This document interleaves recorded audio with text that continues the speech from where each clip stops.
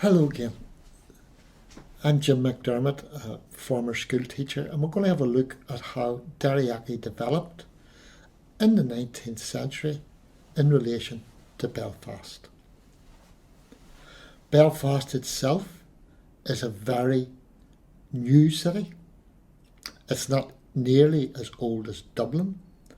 Its history really goes back to the conquest of Arthur Chichester, the plantations really, of the early 17th century, but it did a lot in a short time. In the 100 years from 1801 to 1901, Belfast grew from a small town of 20,000 to really a metropolis of around 350,000 people.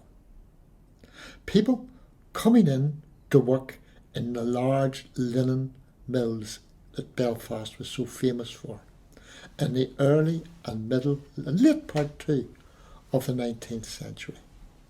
Coming in mostly from Ulster counties, largely from Antrim and down. Very conscious, many of them, of what had happened in the Great Famine of 1845 to 49. They came seeking work in the linen mills. The linen mills owed their prosperity, owed their existence indeed, to the work of many entrepreneurs out in the area of Derryachy, the Lagan Valley. Like the people who came to work in Belfast, they too had came from elsewhere.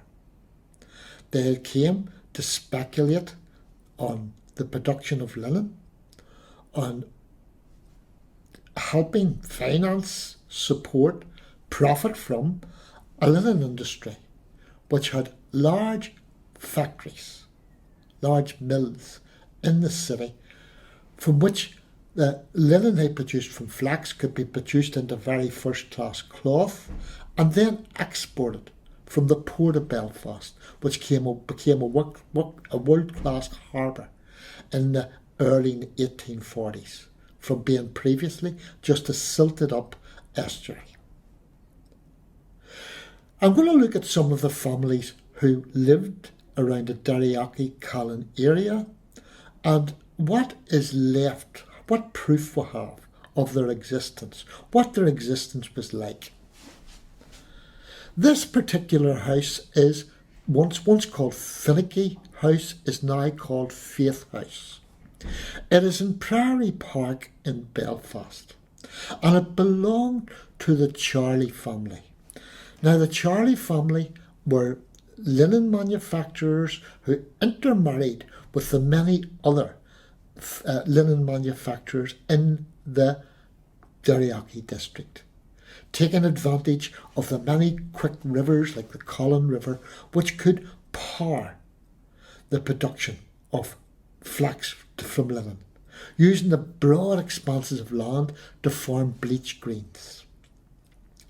The Charlie family came from the Midlands of England about 1714, and Sir Ralph Charlie purchased this house as early as 1714. Unusually for Belfast, almost over 300 years later, it is still standing, it is still in use, and it is used as an old people's home. The Charlie crest can be seen at the top of the house.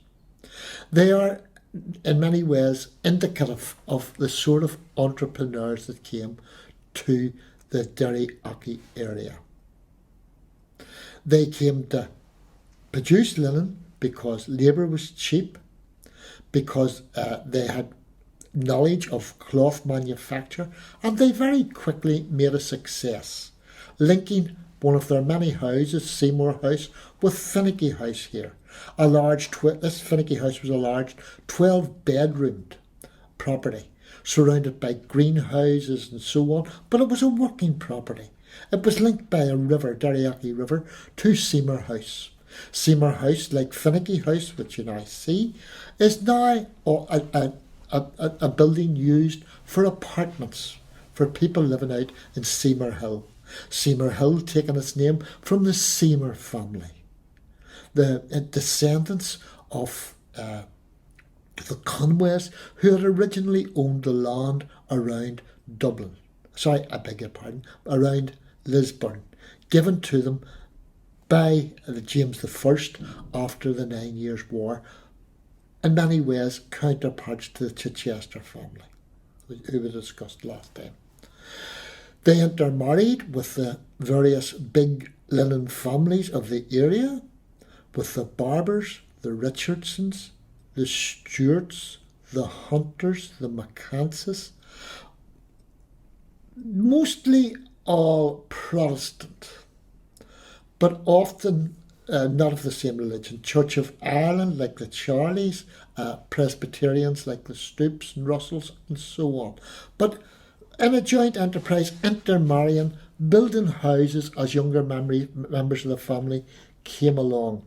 And many of those houses, unfortunately now gone, like the Conway house, built originally by the Charley family, later taken over by Barbers of the famous Barbers Threads, now gone.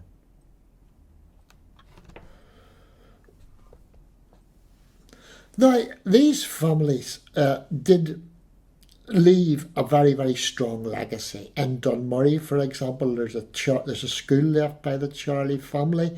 The Barbers built their huge factory, which still stands on the Lagan towpath outside Hilden. The Barbers, of course, when they're the biggest thread manufacturers in the world, making netting for Canadian sailors and so on to catch tuna. Really massive enterprise, going into politics with the First Minister of Finance here from 1921, Sir Milne Barber. Really formed in many ways small communities to which they were central. Hilden itself had a school attached to a factory where their pupils of both Catholic and Protestant, all religion, went. They were the local justices of the peace. They built the houses for people living there and were very, very powerful.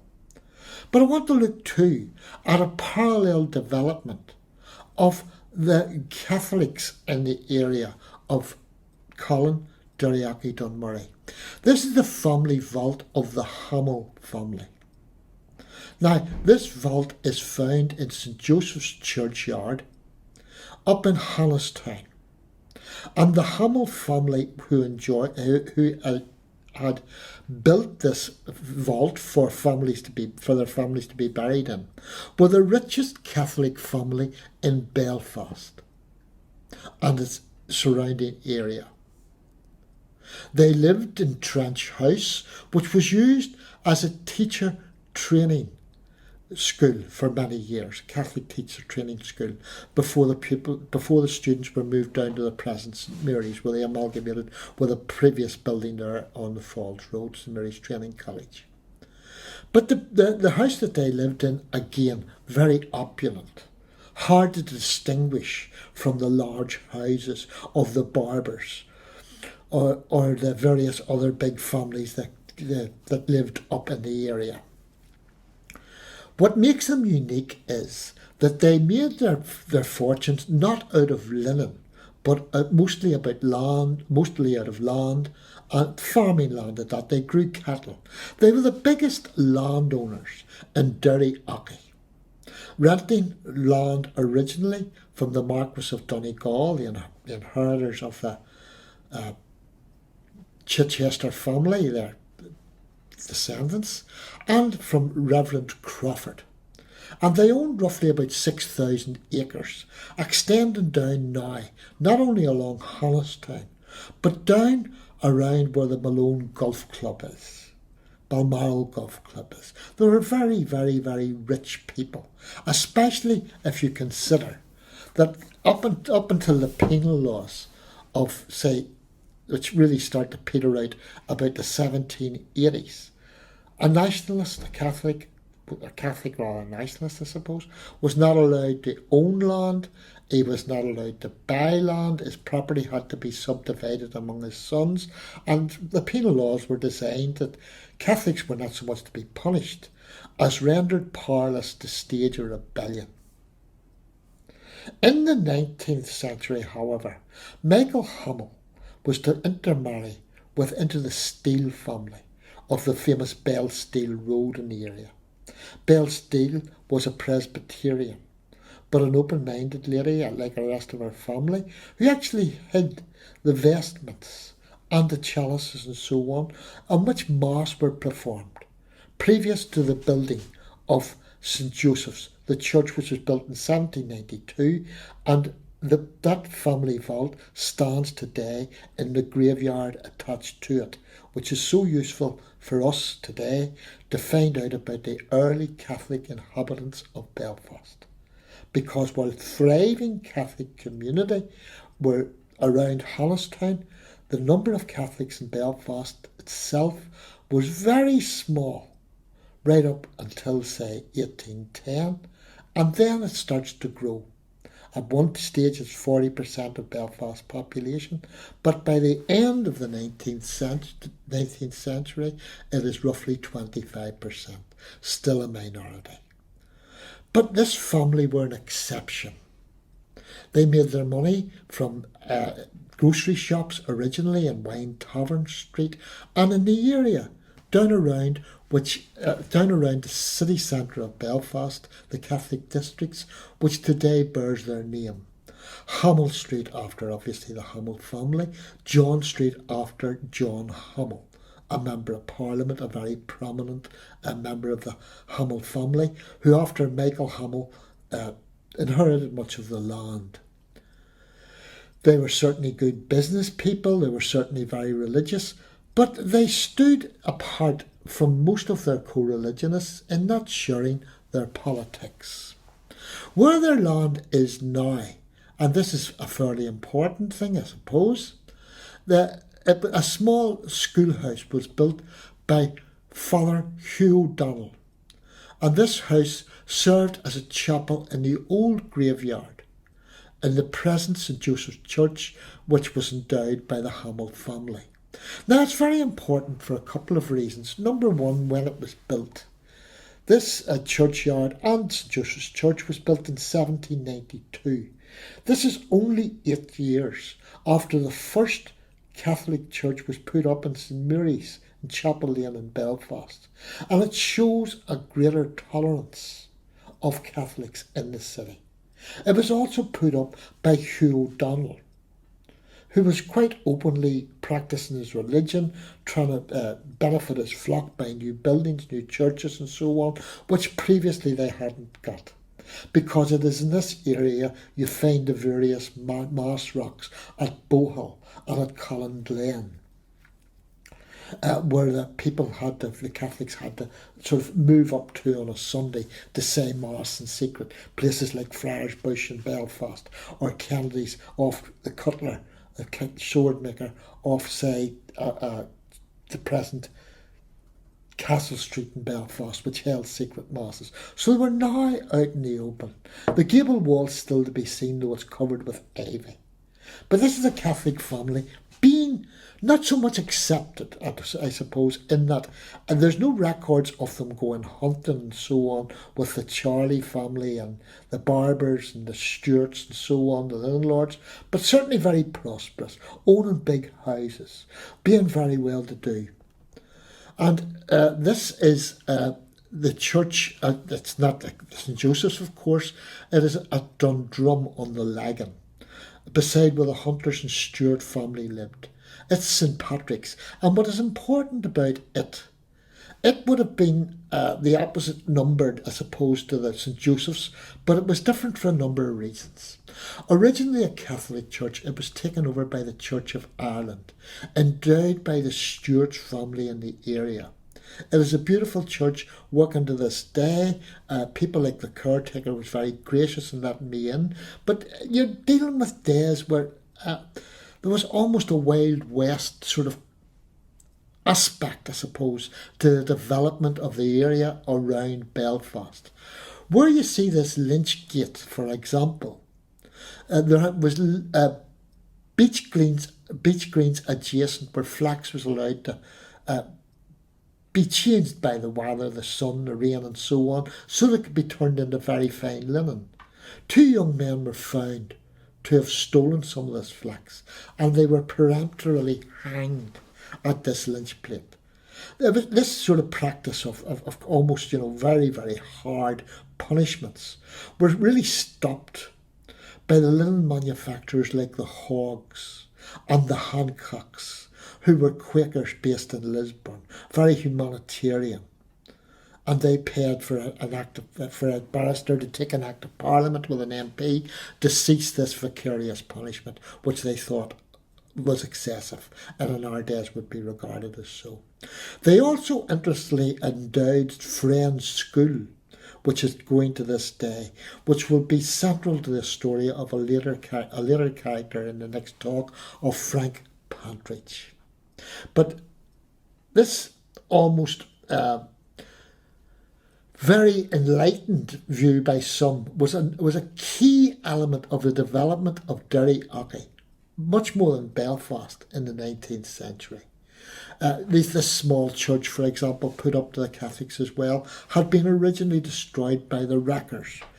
These are sort of very people who are very keen that the penal laws be imposed in the 1740s, rebuilt along the outside Derry Ockey today, with St Patrick's. But one of the reasons that you had this liberalism were really based around meeting houses like this one in Dunmurry. These people were dissenters. And if you were to go in, it's still standing there, totally gracious. The graveyard behind us tells us loads about the people that lived there, immaculately kept. It is like a small museum to the dissenting Presbyterians who wouldn't take the Westminster Confession of Faith, didn't believe in things like the elect, that certain people were saved by the grace of God and others weren't, but thought that the centrality of conscience was all. And it is these sort of people who really are instrumental in fostering a kind of liberal attitude which give breathing space for the Homo family to join a social mobility, I suppose, because they weren't prepared to ostracise anyone on account of their religious belief. And in this regard, this man, Henry Montgomery, is in many ways a giant. He stands in many ways in counterpose to not so much his opposite number, but his rival, Dr. Henry Cook. Both were great preachers, both were highly educated, both were very involved in the politics and ideas of their time, and both were Presbyterians. They differed in their views in many respects, however. Dr. Henry Cook, who had May Street Presbyterian Church built for him in 1828, then considered, by the way, although it's only on Alfred Street and May Street today, as outside the city limits, was a fairly hard-line Presbyterian. In 1834, he called out the bonds of marriage between all sects of Protestantism and the Presbyterian Church, saying, look, we can't disagree anymore. We have to be very careful. This island is really in religious error. Most of the people in the island of Ireland, then of course undivided, were Catholics, and were therefore likely to take away the benefits which he believed the Protestant religion, the Protestant work ethic had conferred on places like Belfast, with its big industries, its developed shipyard, its enlightened views on commerce. These views would have been shared in some respects by Henry Montgomery, but he would have said, well, no. You can't penalise people by an accident of birth, what religion they were growing up in, or what attitudes they chose to take. He would have supported Catholic emancipation and indeed rescued Daniel O'Connell, the liberator, the person who was done most to advance the rights of Catholics to be Member of Parliament, when he was under siege virtually in Belfast from supporters of Dr. Cook. He took him out to the Presbyterian meeting place, which had a schoolhouse attached, to which Henry Montgomery was headmaster, and kept him safe. This is, of course, unusual. He was the headmaster of English at Inst, also regarded by some as a seedbed of heresy, which to people like Henry Cook, to others the most enlightened educational establishment in Belfast up to that time. This, of course, is John McCants, who represented this new liberal view when he became a Member of Parliament in 1832, a Presbyterian, but donated land for the graveyard to be extended in Hannistown Church, to which he lived close. And it is graveyards like this particular graveyard is not Hannistown, but Dundrum. It is similar in many ways, attached to Dundrum Church, to the Presbyterian Church in Lisburn, Church of Ireland Church, in Lambeg. If you get the time, take a walk round both the church and the graveyards. They are massively instructive of the large families who lived there. You will find in these graves references to, military activity. Of course, you've got the big families that joined the armies, so you've got references to people that took part in the charge of the Light Brigade or fought in the First World War or whatever. But mostly it indicates not only the crests, the family crests of these big families, the Charlies, the Stoops, the McCanses, and so on, the Barbers, and what have you, but it also indicates how they intermarried. How they intermarried and houses were left to them, which really makes, on the one hand, big house unionism, and as so-called, these very well educated people who formed the banks and were captains of industry, made Belfast possible, took leading roles in the in the politics of the time, but it also indicates the intricacy of which they were married, the intricate nature of their interrelationships.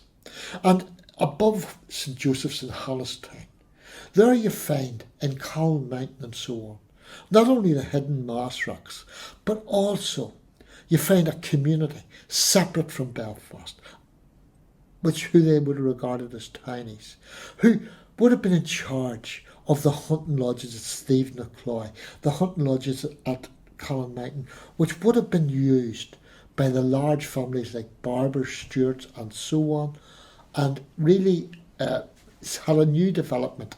It's codependent of both religions, the top end of Hannistown being largely Hannistown Hill, largely being Catholic. As you go down, you find more and more Protestants. And they work together because they had to, because farming communities are like that. They also, of course, sort of suffered the same sort of problems. Houses now gone, like Brayfoot and so on, like Turf Lodge from the McGill family, to which the estate gets its name, and who wrote a very fine book about the development of Hannistown and Hannistown Graveyard. These people really had a liberality in many ways. They found a sort of behaviour in many ways of Belfast and the little huddled houses of Catholics and Protestants, who were often brought into sort of sectarian clashes, odd, fearsome in some ways, and were alarmed after the 1941 Blitz, when after the war was over, the Blitz had shown, with the German bombings killing 9,000 people, wrecking so many houses, that there was a need to rehouse people. Land became at a premium, and the Colin area, which heretofore had very little population apart from centres like Dunmurry, became full of large estates which we know it today. It threw up many characters that we are going to have a look at. Well, two characters certainly we're going to have a look at the last time. One last thought to remember. There was a difference out there. For example, the Homo family, as we shall see in our next episode, were not necessarily in league with their co-religionists, the Catholics of Belfast. They were not necessarily big supporters of Home Rule, and we'll see why in the next episode. Thank you.